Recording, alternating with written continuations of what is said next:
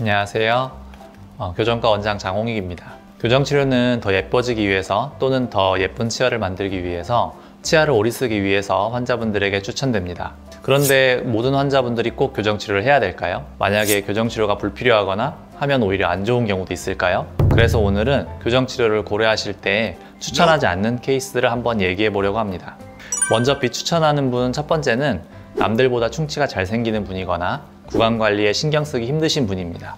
사실 양치질은 스스로가 평소에 열심히 해서 교정 유무와 상관없이 철저하게 해주셔야 됩니다. 그렇지만 교정을 하게 되면 치아에 다양한 장치가 부착되기 때문에 양치하는 난이도가 몇 배나 상승합니다. 사실 인터넷에 돌아다니는 많은 교정에 대한 안 좋은 루머가 있는데요.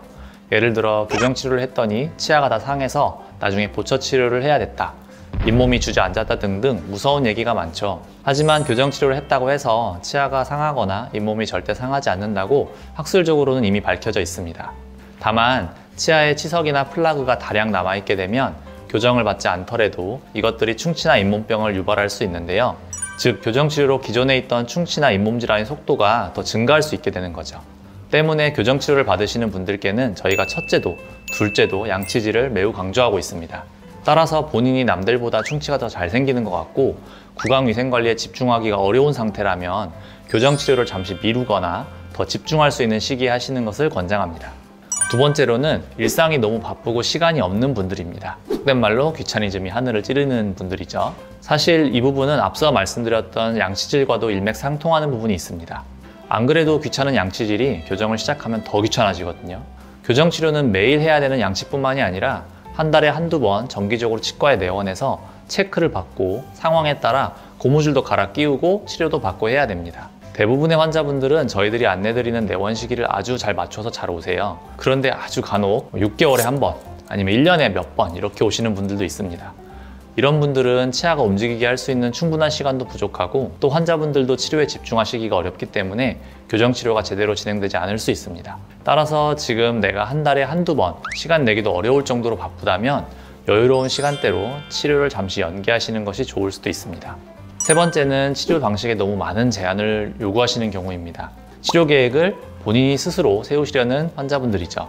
교정치료 방법은 한 가지만 항상 있는 것이 아닙니다. 예를 들어 발치를 해야 되는 경우가 있을 수도 있고 발치를 하지 않는 비발치를 할 수 있는 경우가 있고 또 그 중간에 애매하게 결쳐져 있는 상태를 가지신 분들도 계십니다.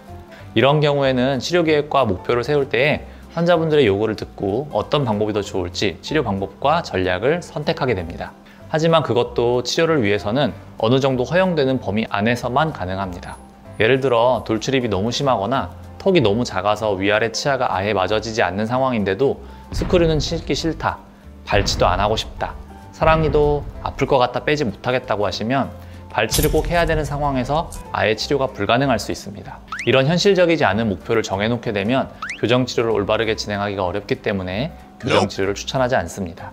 네 번째는 임플란트를 여러 개 한 경우입니다. 이 경우는 사실 교정치료를 추천하지 않는다기보다는 어쩔 수 없는 한계점입니다. 임플란트로 대치된 치아는 뼈와 강한 유착을 한 상태입니다.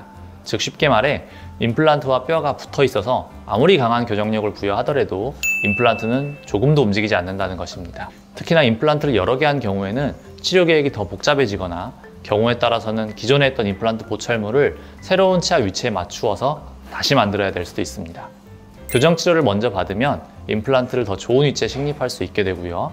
이에 따라 보철물도 안정적으로 더 오래 사용하실 수 있습니다.